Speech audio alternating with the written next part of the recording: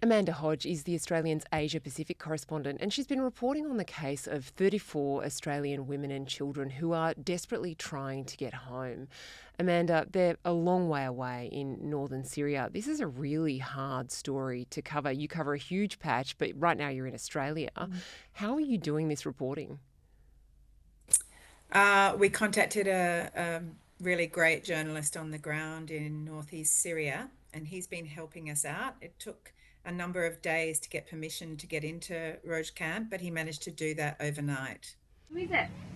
My name is Muhammad Hassan. I am working for the Australian newspaper.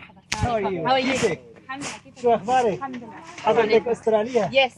So he's taken some video for us of the scenes in that camp, the 34 women and children who thought that they were already out. They left the camp once, got turned back, now they're there. What are we seeing in this video and what are they telling us? We're seeing a pretty wretched internment camp, very sort of ramshackle tents, very basic kind of wash stations, little bikes and cars for kids. The women, most of them were wearing full face burqas. I gather that's as much for their own security as anything, given, there are elements in the camp that remain extremist. But the women themselves and the kids, there's almost a cognitive dissonance really, because when you hear them speaking, they're just these little Aussies, the kids in sort of bright pink parkas and hoodies, talking about Bluey and bingo and, wanting to see the ocean. It really cuts through, right? I mean, you can hear all of the things, all the debate in Canberra, but kids have a way of cutting through the bullshit. But I can't be for another 1,000 weeks. You're not. Where were you born, Leila? I was born in here, which is I hated it. You were born in the camp, so you've never seen outside? No? But I just saw chips up on sheep on What did you see on the way when you drove out? What I was it? saw a donkey. And what else? I saw a horse. I saw a pony. For the first time, yeah? Yeah, and I saw a baby cow. Yeah. Nobody saw it. I saw them drinking water. Yeah. But I saw some milk coming out of the goat. Was someone milking the goat? I can't, yeah, I just didn't see. Okay. It might be hard for Australians to get a sense of what these camps are actually like. There are two huge detention camps in northern Syria, Al Hol and Al Roj. And as Islamic State kind of retreated in the late 2010s, this is in territory controlled by the Kurds, not controlled at the moment by the Syrian government. And of course, Syria is in itself in massive upheaval. The camps are closing though soon. What's going on there? One of the camps has pretty much already closed, and that's the Al Hol camp. And we're not exactly sure what's happened to all of those people. There were hundreds of people that streamed out of there in recent weeks. Some of them were taken by, ISIS soldiers. Some of them went into a camp in Aleppo. But the Syrian government has made it pretty clear it doesn't want to be responsible for these people in the long term. The Kurds also don't want to be responsible for them in the long term. They have their own issues to deal with. There's still about 2,300 or so people in the Roj camp, but the Kurdish authorities made clear this week that they were accelerating the closure of that camp. And that leaves these 11 families and, countless other foreign families in complete limbo. They don't know what they're going to do next. But these 11 women, they have Australian passports. Do we think that they physically have those passports now, or is it still the case, as seemed to be indicated last week, that they've got to get themselves to an Australian embassy in order to be issued their passports? That's not what we've been told. The camp manager told us overnight that they have the passports. A Syrian Kurd foreign ministry official told us last week that they had the passports. We understand from the Sydney doctor that's been helping them, Jamal Rifi, that they have the passports. So it seems like, regardless of the rhetoric in Canberra that we're taking a hard line, we're not going to do anything about helping them come back, the ultimate government imprimatur is to issue passports. And if, as it seems to be the case, they've bent a few rules, custody protocols to get these passports to the women and kids, then they're sending pretty mixed messages if they're saying one thing in Parliament, if the Prime Minister's saying one thing in Parliament, and on the other hand, they've allowed these passports to travel all the way from presumably Beirut to get to northeast Syria. Is the plan, as far as you can tell, Amanda, for them to still do what they tried to do last time, which is get themselves by road to Damascus and then try and get out from there? I think that's their only option. The Iraqi government is not interested in helping former ISIS brides for pretty obvious reasons. The Syrian government feels that its hands are tied from the sounds of it, because the rhetoric coming out of Australia is we don't want these people back. At the same time, they have passports, so it's entirely in the hands of the Syrians, really, whether they let these women and children into Damascus airport and out of the country, because the Kurds have already said they're happy for them to go. This is not a problem unique to Australia. For the past decade and more, Western governments have been dealing with their own citizens who decided to go into a war zone for a number of reasons. Of course, there were fighters who had been radicalised, maybe on social media, who decided they wanted to go and fight for ISIS. There were naughty teenage girls, for want of a better description, who thought that this would be a big adventure for them. And there were children as well who were taken there by, for example, their fathers, and then married to jihadis who lived there. Now, of course, anyone who was a wife is a widow, or her former husband is in prison in Syria. What do we know about who these women actually are, the 11 women in this group? We know that one of them is subject to a temporary exclusion order. But in general, from what the camp manager told us overnight, they're well behaved. There's no extremists in this group. She says there are 2 extremists in another camp. And I mean, look, it's not just the girls either, that although they are at very big risk, especially as they get a bit older in these camps.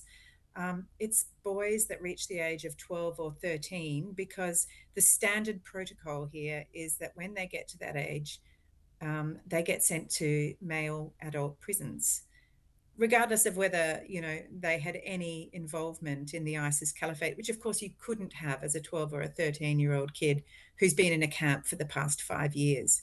There are a number of those children now who are at that age and are basically living on borrowed time. At any stage, they could be taken and put into an adult prison like another Australian boy, Yusuf, was, and he's, we don't know where he is now.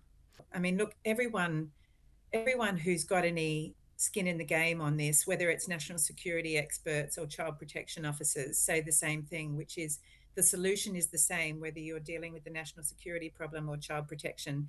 If you bring them home, then you can de-radicalize the kids. You can wrap them in services that they need to move on with their lives, and you can throw the book at any of the mothers who are found to have committed crimes or are seen to be at risk.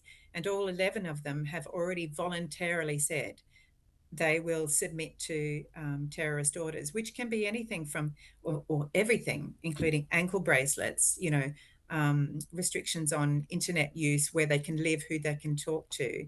It would seem to me, and all the national security experts I've spoken to, that is the best way of controlling this situation, rather than just kicking a can down a dead-end road, because the security situation is crumbling in Syria. If you let this get to the point where those camps close, then what happens to these women? How do you control where they go next? They have live Australian passports. Yeah, there's an option for the Albanese government kind of at any point to just cauterise this, to say we're going to wear a bit of heat, we're going to let them come home. It would seem from what New South Wales Premier Chris Minns is saying that there are very active preparations for them to be moving back into Australian suburbs. Why do you think the government just hasn't bitten that bullet yet? Timing.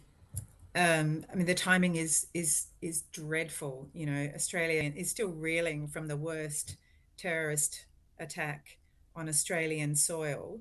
And I mean, a question in my mind is, why didn't they just slow walk the passports. I mean, why didn't they? Those passports were issued in a couple of months, which, as anyone who's tried to get a passport before will know, is pretty quick. They could have slow walked those passports for 6 to 12 months, and then and the timing would have been better for everyone.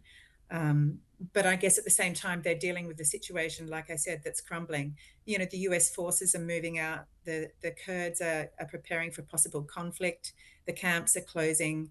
The Trump administration is really pushing hard for all of these people in the camps to be taken home by their country, their governments, from the countries of origin. And it's offered to repatriate these women and kids in the past, which would seem to be the most sensible and safe option for everyone.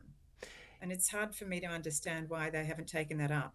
Yeah, it's a great point that you make about timing. It's also, I wonder, a reflection on Anthony Albanese's kind of risk averseness and the tactical nature of his politicking. That he thinks about political tactics rather than thinking about what the actual inevitable outcome is going to be, which is that they just take a lot longer to get home, and he still has to deal with the problem down the road.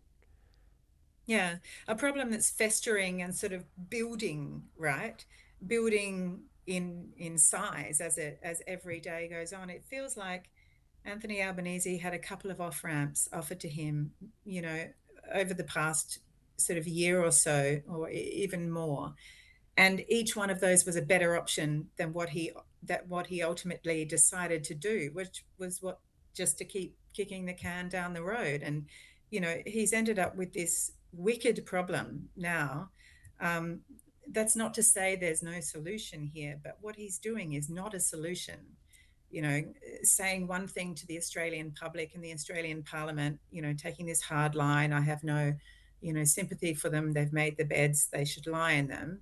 And on the other hand, quietly issuing passports and subcontracting the problem to well-meaning civilians who are clearly, with all due respect, not particularly up to the task. What do you want to tell Australia? What do you want to tell them? Right now, I want to tell my family, but I have a little cousin that I used to. When you will come back to Australia, what you will do? You will go to the school No, I hate school. No, you hate school. no, you're going What to do you school. want to be? No, I'm never going to school. No. I am never going Okay, do you want to paint? Paint school Yeah, and drawing. That's the only school. And toy school. yeah. And like, that bowling set, yeah? That Do you want to bowling go to thing? the beach? A bowling thing, Yeah, yeah? listen to me. That class. Okay, listen. Do you want to go to the beach? Yeah? Do you want to say Bluey and Bingo? Yes, Yeah. of course. We love Bluey and Bingo. And what do you want to say? What do you want to say to the Australian government? Please bring me home as fast as you can. Amanda Hodge is the Australian's Asia Pacific correspondent. Thanks, Amanda.